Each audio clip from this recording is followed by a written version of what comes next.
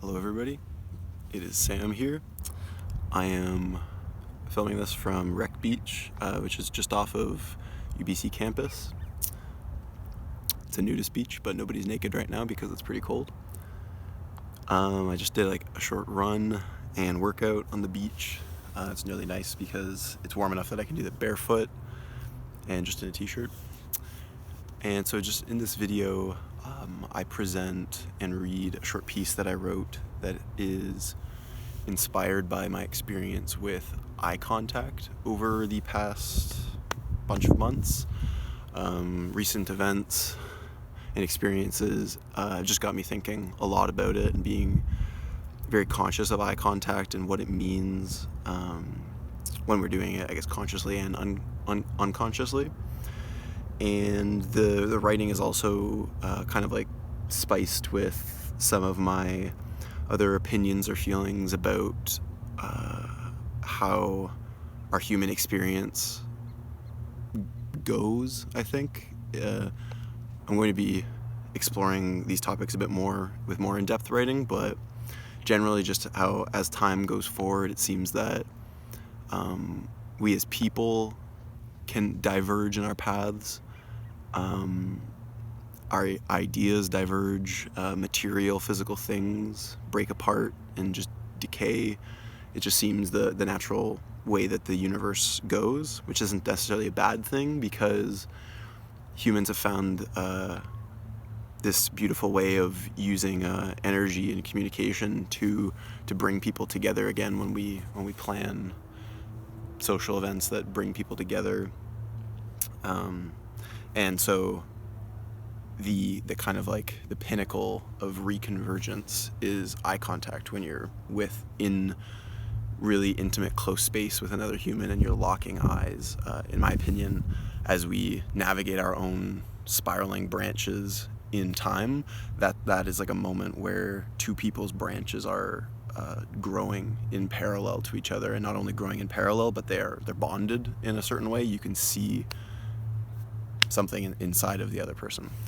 So this is I just tried to put, or this piece of writing is me trying to put some words into that without getting too, I guess, rigorous, trying to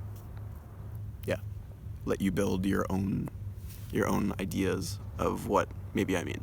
I hope you enjoy it. The Eyes of Montreal. The world is seen through our eyes.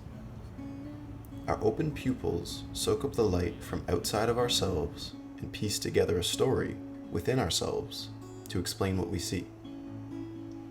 I look out and I see you. I look down at my hand and I see me. That is you, and this is me. Words like you and me seem to carry little weight. We use them often in language with little thought. However, the implications of a distinction between you and me are vast. By having a word that represents me, it implies that there are things that are not me. This idea tears a rift through reality that cannot easily be mended. With language, the oneness of all is lost. With language, we can carve out where, when, who, any specifics the mind desires. But by honing the instrument of language, we allow its crudeness to dismantle the unity of existence, forcing the continued segmentation of ourselves from the world around us. Words carve the world we see into domains of concepts. Cats are different than dogs. Both are mammals, but neither are fish. Many words, clear in their meaning, leave little to the imagination. But the artful combinations of words can create abstract phrases that are open to interpretation. They can show a beautiful outline of an idea or feeling with a hint of direction, while leaving generous space for the mind to wander and find its own way. As my tone rises and falls, your mind floats along, softly guided by the melody of my words. Where they will take you, I cannot say, but it will be a landscape of thought that is yours alone. My first psychedelic experience showed me how inadequate language is at irrigating the raging rivers of thought within ourselves to the outside world. The thoughts within are vivid and blurry, all-encompassing yet microscopic. They exist across timelines of ourselves and are painted with the experiences of a lifetime. To perfectly convey these non-dimensional ideas into the mind of another is simply not possible. In acknowledging this, perhaps it is a futile effort to transplant one's thoughts into the mind of another. Perhaps it is better to provide them a map and compass to find their own way to that landscape. Maybe they get lost, but with direction and the right intentions, surely they will appreciate whatever vista their mind achieves by your words.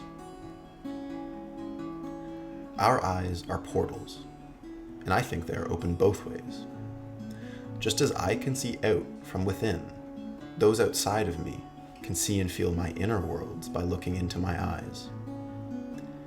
In eye contact, a tether of intimacy exists that cannot be matched by words. Subtle and powerful meaning flows between two pairs of eyes locked in a gaze. We stare into each other, and when we do, our understanding of one another cuts through words and tone and tests the purity of our intentions.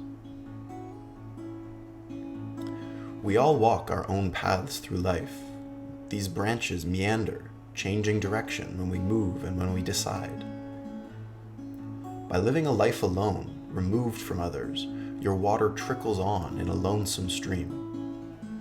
But when we join as friends, lovers, family, and strangers, and engage together with words, dance, play, music, and even silent acknowledgement, for that time, our streams converge and the river of life surges. These great unions in our lives are one of the marvels of life and humanity.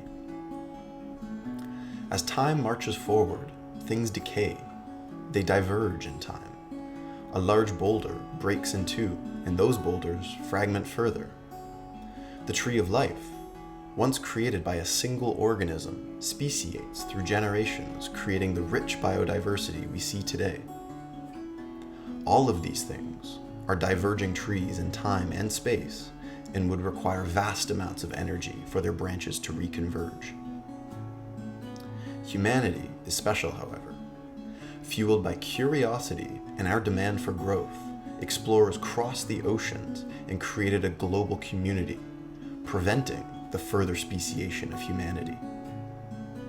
Because of this, humanity flows forward in time as a braided river, where the distinctions in culture and race are beginning to blur as we approach a concept of us that includes all humans rather than just our nationality, religion, race, or family.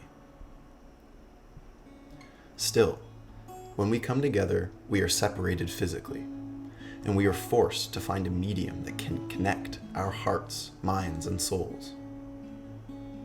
Possibly the closest place that two people can find themselves is in each other's gaze during the intimacy of sex.